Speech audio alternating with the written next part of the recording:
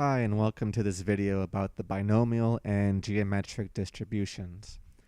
Okay, the binomial distribution is really important, and it's something that we're going to refer to quite a bit. The geometric is less so, but it is interesting. I'm going to tell you the basics about it. Okay, so the basis of the binomial distribution is coin flips. And I mention coin flips because they have one of two possible outcomes will happen. And a lot of random events have one of two possible outcomes, and that's why they're so useful. Okay, so imagine coin flips where we know ahead of time how many coin flips there will be, and that's called n. It's also called the number of trials. And the coin is allowed to have any probability of landing heads. So P could be, and that's called P, and P could be anything. So the other possible outcome, tails, has a probability of 1 minus P, and that's oftentimes called Q. Okay, so what this distribution does is it gives us the probability of the total number of heads out of n total coin flips. So the formula looks like this. And there's a symbol in there that might be a little unfamiliar in the middle, that n over k business. That's called n choose k. And you might have seen it before as NCR. Anyways, the point is it's in your calculator.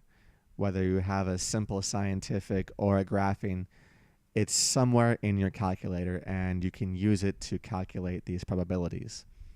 Okay, let's look at an example. The Lakers.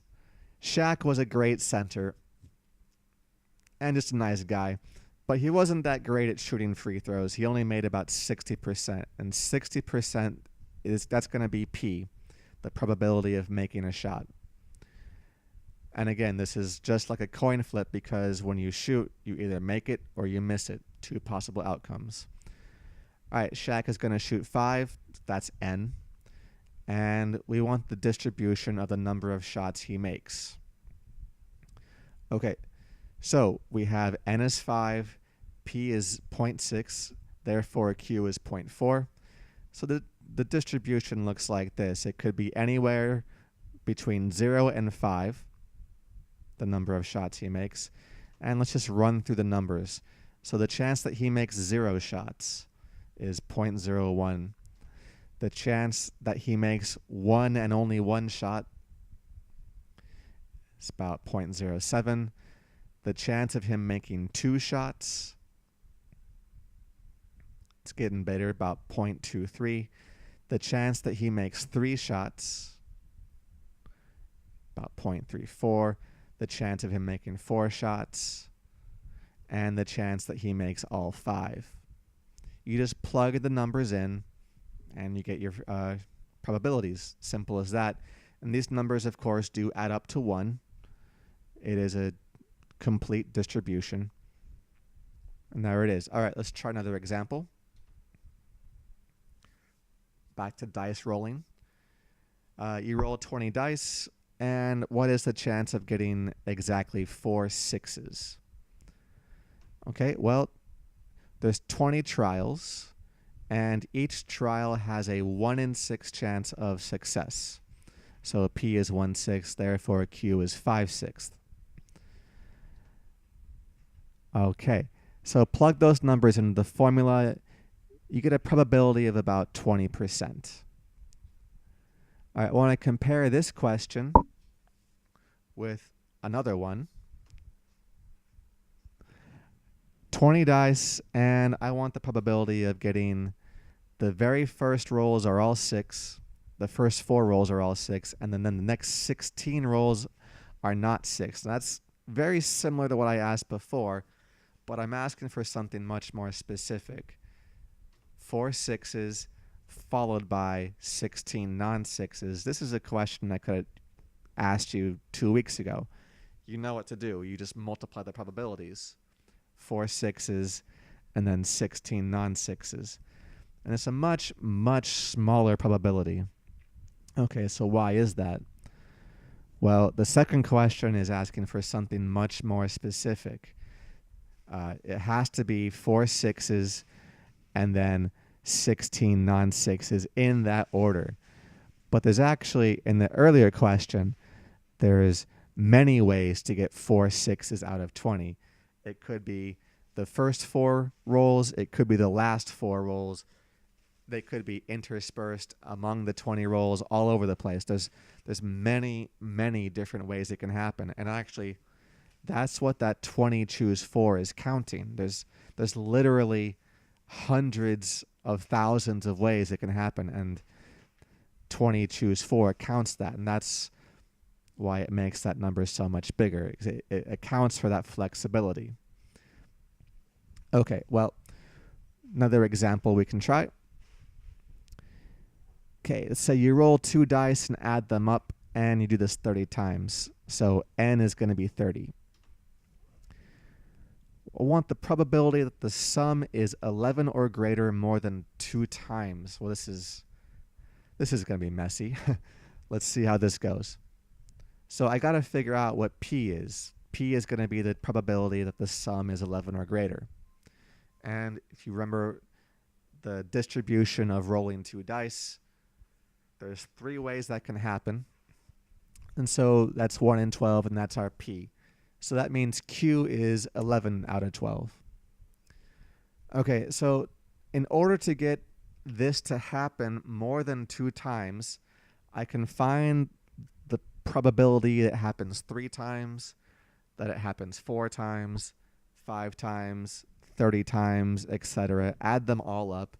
That would take me hours. I don't want to do that. I'm going to be a little bit smarter and use the complement. So I'm going to figure out the probability of it happening 0, 1, or 2 times, and then subtract that from 1. Okay, so just got to plug the numbers in. So there's 0 times, 1 time, and 2 times, and subtract it all from 1. You get an answer of 0.4617. Okay, we've got to move on. Okay. In boxing, there's 3 judges, and they have to all see you make a punch to get 1 point. Now, the trick is they only have a 90% chance of seeing it, and it's independent. So if you make 15 punches, what's the chance that you only get 12 points? Well, 15 is going to be n. That's the total number of punches you made. We got to find p. So the chance of getting a point is all judges have to see it. So p is going to be 0.729. And that means q is going to be 0.271. So the chance of getting 12 points, plugging the numbers in, is about 20% chance, which is actually kind of likely to happen. But you have to figure out p first, that all 3 judges see it, and that's the only way you can get 1 point. So the chance of getting 12 points means it has to happen 12 times, and you just plug the numbers in. Okay, the expected value and variance of the binomial distribution is pretty simple. And the expected value especially is very intuitive. It's NP, which is exactly what your intuition would tell you. If you flip 10 coins and they're fair coins, you would expect to see 5 heads, and that's what this formula is telling you. So shouldn't be all that surprising. And then the variance is NPQ. Let's actually use it. So you watch Shaq shoot 250 free throws. The expected number of shots he makes is just 60% of that, which is 150. And the variance is just NPQ, or 60. So a standard deviation of about 7.5 almost.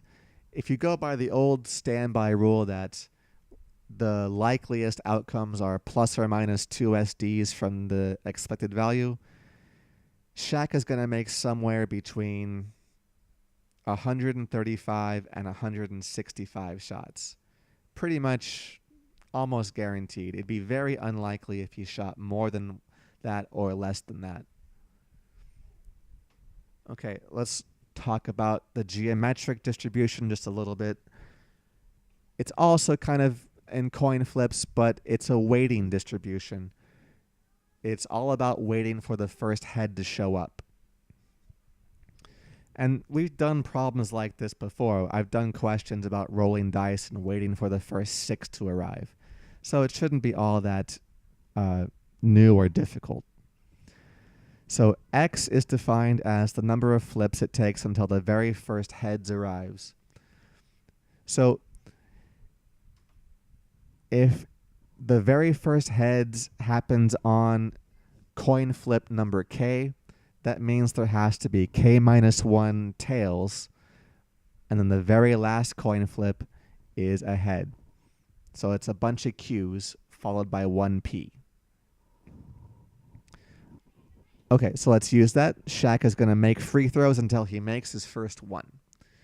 What is the probability it happens on the 4th shot? Well, that means he has to miss 3 times and then make the 4th one. And, just multiply the probabilities together. And if you watch Shaq until he makes the first free throw, what is the chance it happens sometime after the 3rd shot? So either the 4th shot or the 5th shot or the 6th shot. And that would be an infinite sum, which would be obviously very foolish to try and do directly. I'm going to be a little bit smarter and use the complement and do 1 minus the chance that it happens on the 1st, 2nd, or 3rd shot. And those probabilities are here. 0.6 is the probability it happens on the 1st shot. 0.4 times 0.6 means he missed, then he made it, so x equals 2. And then x equals 3 means that he missed twice and then made the 3rd one. All right. The expected value and variance of the geometric distribution follows these formulas. And again, this makes good intuitive sense. If you start rolling a die and you just keep doing it, waiting for the very first 6 to happen, then how many would you expect to happen? Or how many rolls would you expect it to take? Well, 6, right? And that's what this formula tells. The expected waiting time for the first 6 is 6 rolls, with a variance of, just plug it in, you get 30, and a standard deviation of a little bit over 5. Okay, well, we're not going to use these results all that much. The binomial is by far the more important distribution, and we're going to look at a couple of other special distributions in the next video, so I'll see you there.